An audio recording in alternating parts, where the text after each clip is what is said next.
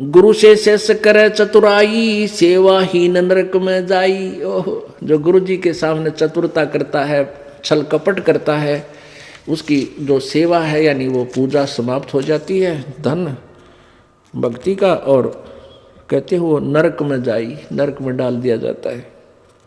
शेष होए सर्वस नहीं वारे, हिये कपट मुख प्रीत उचारे।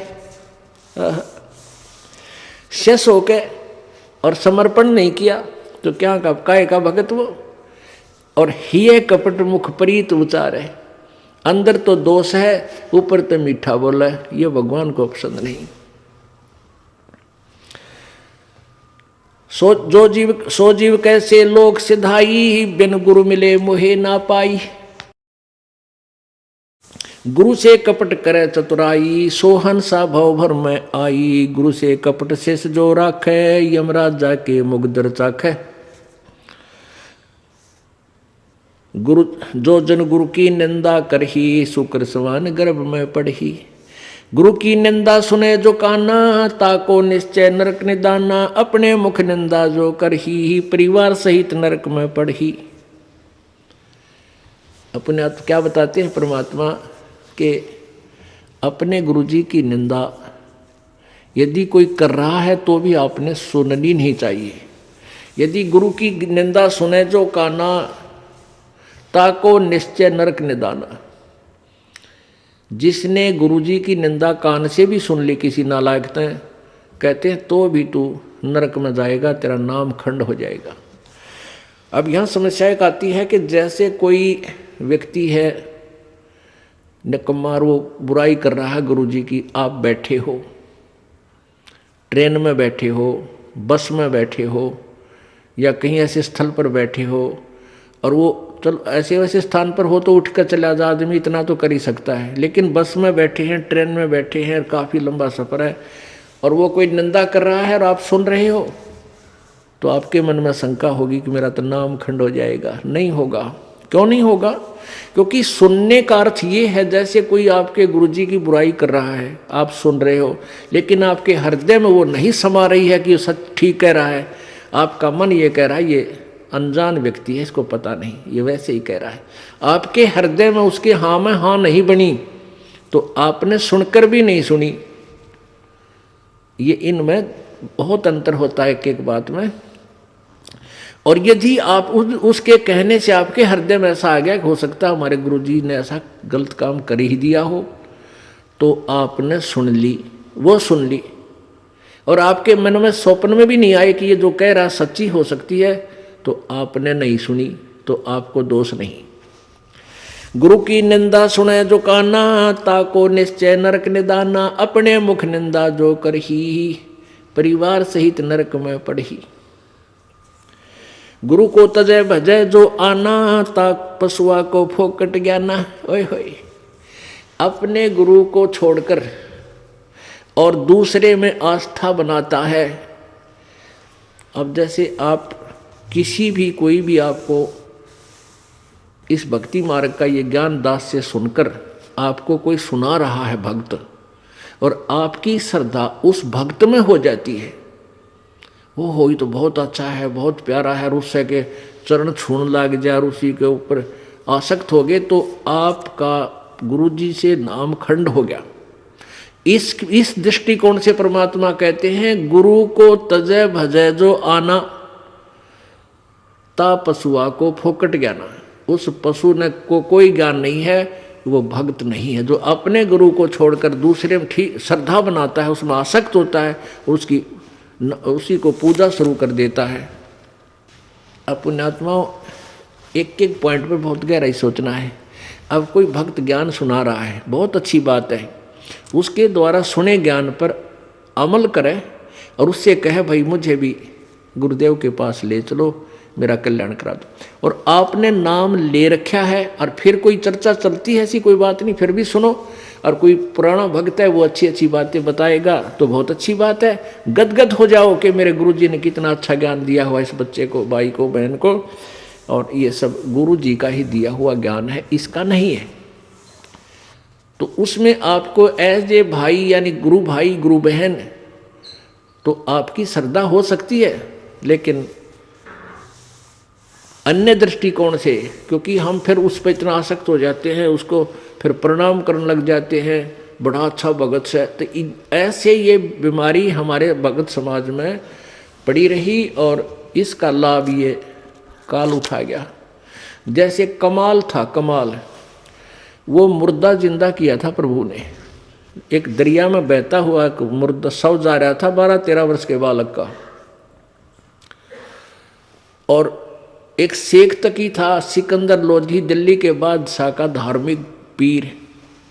वो कबीर जी से ईर्षा करता था और कबीर परमेश्वर जी की कृपा से सिकंदर लोधी दिल्ली के सम्राट का असाध्य रोग दूर हो गया था, जो शेख तकी से भी नहीं हुआ था, किसी से भी नहीं हुआ था।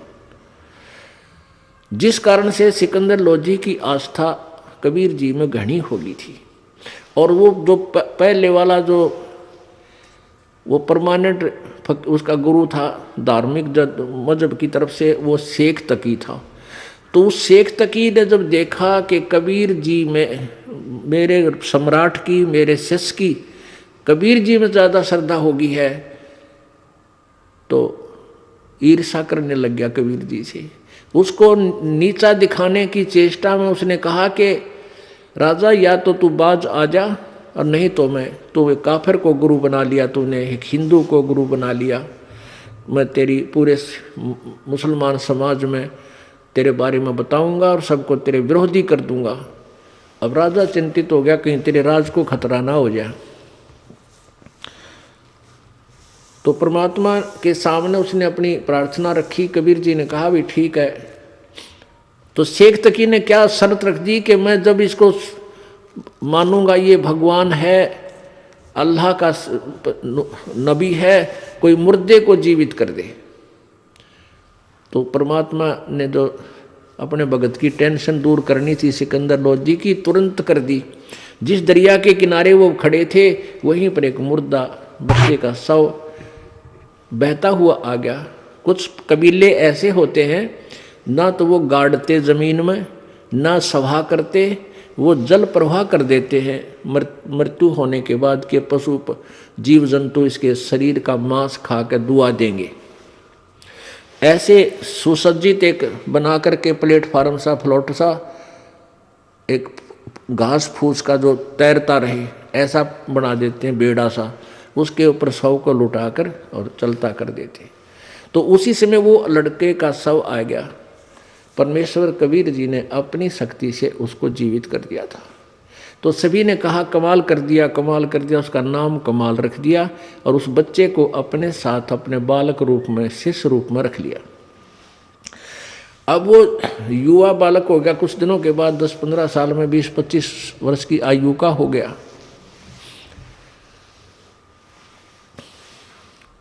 तो वो परमात्मा से ज्ञान सुनकर, कबीर जी का ज्ञान सुनकर वो भी ज्ञान औरों को सुनाने लग गया। जैसे बताते हैं भक्त, आप भी बताते हो और भी बताते हैं।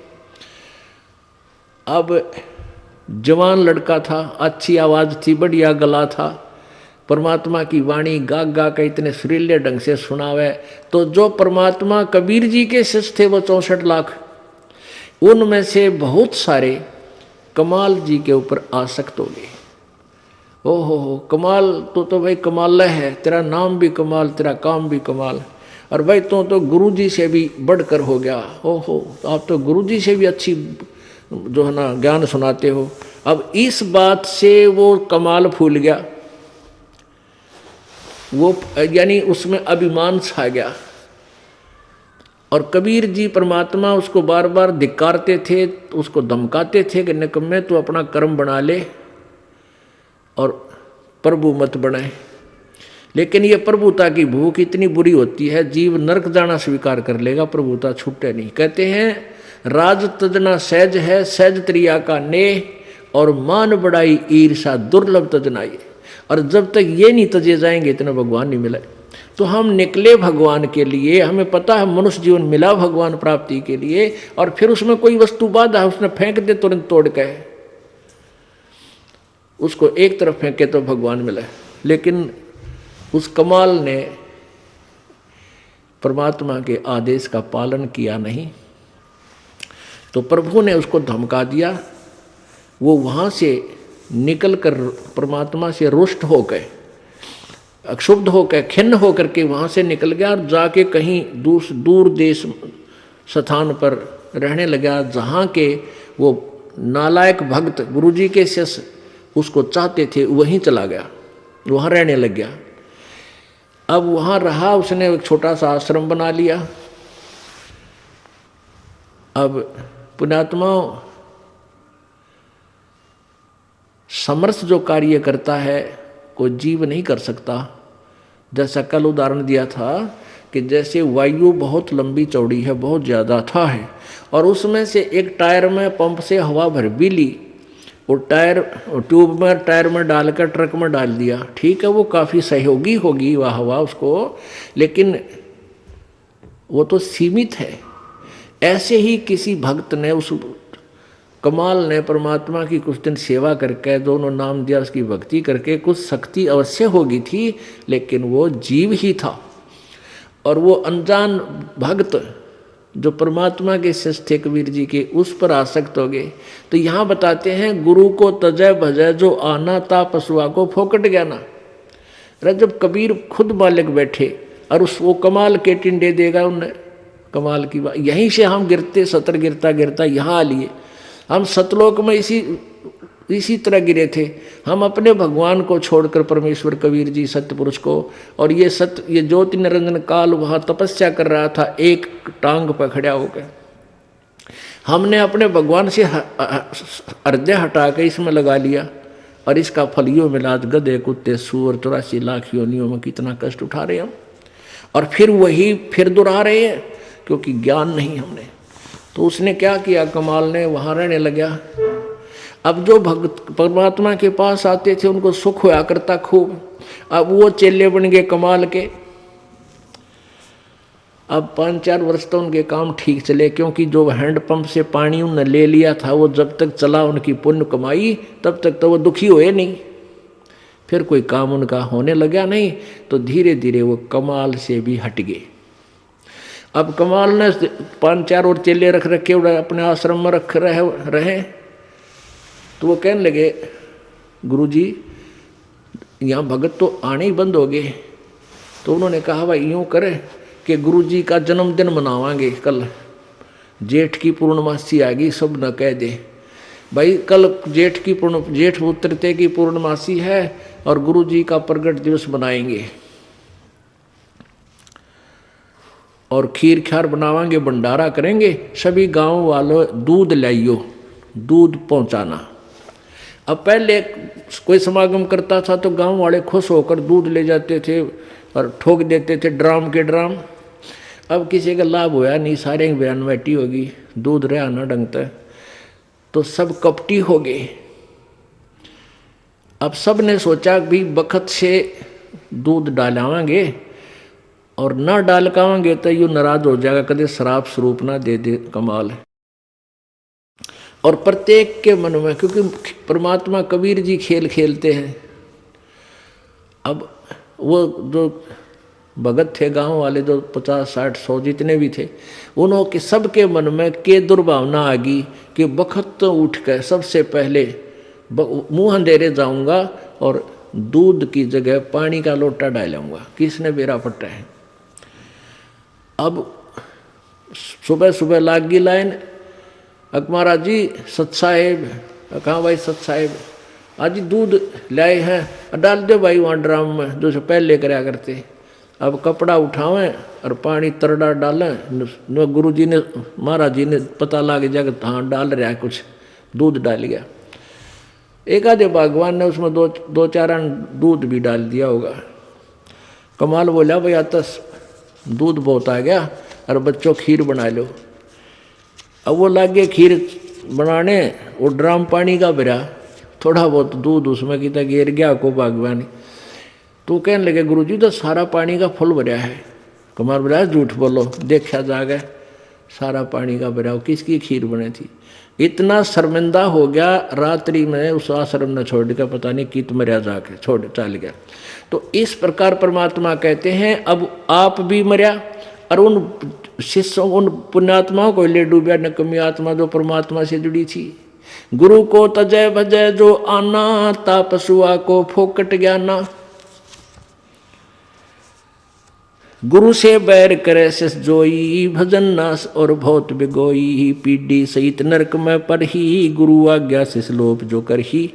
चेला अथवा उपासक होई, गुरु सुमुख ले झूठ संजोई। निश्चय नरक पड़े से सोई, वेद पुराण भाकत सब कोई। सम्मुख गुरु की आज्ञा धारे, और पीछे ते सकल निवारे। एक सामने आकर के तो हाँ जी हाँ जी हाँ जी, और पीछे ते छोड़ देने कि जरा फिर देखेंगे। तो कहते हैं सम्मुख गुरु की आज्ञा धारे, और पीछे ते सकल निवारे, यार सब ने रिजेक्ट कर बैठे। ऐसे नकली शिष्यों का उद्धार नहीं होता। सोच से घोर नरक में पड़ही, रुद्राद पीवे नहीं तरही। मुख पर वचन करे परवाना, घर पर जाए करे विज्ञाना। मुख पर तो सारी बात माने, और घर पर जाके चौधरी पाक अपने हिसाब से सेटिंग करना, नो ऐसे ठीक नहीं गुरु, ये ऐसे होना चाहिए। तो परमात्मा कहते हैं आप जीव हैं, और जीव संज्ञा में ही रहना चाहिए आपने। परमात्मा की आज्ञा में कोई भी दोष नहीं निकालना चाहिए, फाइनल हो। अब गुरु जी की आज्ञा देगा आपको। हम क्या आज्ञा देते हैं भाई? बीड़ी मत पीना, शराब मत पीना, तम्बाकू मत पीना, बुराई ना करना, चोरी मत करियो, रिश्वत मत लेना, भगवान पर विश्वास रखना, भक्ति करना, आनुपाशा मत करना। और ये सारी ही ना करने की है, और ये आज्ञा पालन करने की है। और ये भी नहीं करोगे फिर भगत कैसे? व्यर्थ। मुख पर वचन करे परमाना, घर पर जाए करे विज्ञाना। जहाँ जावे ता निंदा करही, सोच से घोर नरक में पड़ही। ऐसे शेष को ठाहर नाही, गुरु विमुक्त लोचत मन माही। वेद पुराण कहे सब साखी, साखी शब्द सब है यूं बाकी। मानुष जन्म पाए कर खोवे है, सतगुरु विमुखा युग युग रोए। अब सतगुरु से विमुख होने वाला कहते हैं युग युग रोएगा। परमेश्वर आए थे सतगुरु रूप में, सन 1398 में प्रकट हुए थे बालक रूप में, और सन 1518 में वो परमात्मा 120 वर्ष रहकर सतगुरु की भूमिका करके सहस्रीत गए थे। तो उस समय जो हम 64 लाख के 64 लाख और परमात्मा से विमुख हो गए थे, हम सतगुरु से विमुख हो गए थे, और उनके विमुख होए हुए प्राणी युग युग रो रहे हैं। आज तक हम भटक रहे हैं, भरम रहे हैं, क्योंकि हमने परमात्मा को परमात्मा नहीं माना। क्यों नहीं माना? क्योंकि हम अशिक्षित थे। अशिक्षित होने के कारण हम उन गुरुओं की जो संस्कृत भाषा जानते थे, वेद पुराणों को पढ़ते थे, उन्हीं को हम विद्वान मानते थे। और वो कबीर परमात्मा जो हमें ज्ञान देते थे, और जो ज्ञान वो संस्कृत भाषा के जानने वाले गुरु बताते थे, ऋषि बताते थे, वो कबीर जी के विपरीत था। कबीर जी का ज्ञान उनके विपरीत था और शास्त्रों के अनुकूल था। अब वो शास्त्रों के ज्ञाता माने जाने वाले ऋषि और ब्राह्मण वो सदग्रंथों को समझ नहीं रहे थे, जिस कारण से उन्होंने एक पॉइंट सभी के हृदय में जचा दिया कि कबीर अशिक्षित है, ये अक्षर ज्ञान नहीं है इसको, इसलिए ये जो ज्ञान कह रहा है ये वेदों और गीता के विरुद्ध बोल रहा है। तो इस बात का दाव उन नकली गुरुओं संतों का लगा रहा कि भाई सचमुच कबीर जी तो अशिक्षित हैं, अक्षर ज्ञान नहीं, और ये जो संस्कृत भाषा बोलता है ये वेदों और पुराणों का जानकार है, क्योंकि वो सभी शास्त्र संस्कृत भाषा में लिपिबद्ध थे। जिस कारण से हम अपने भगवान को भगवान नहीं मान सके, क्योंकि हम वेदों और गीता को नहीं समझ सके। आज वेदों और गीता जी ने सिद्ध कर दिया कि कबीर भगवान है, और जिनको हम भगवान मानते थे वो नासवान हैं।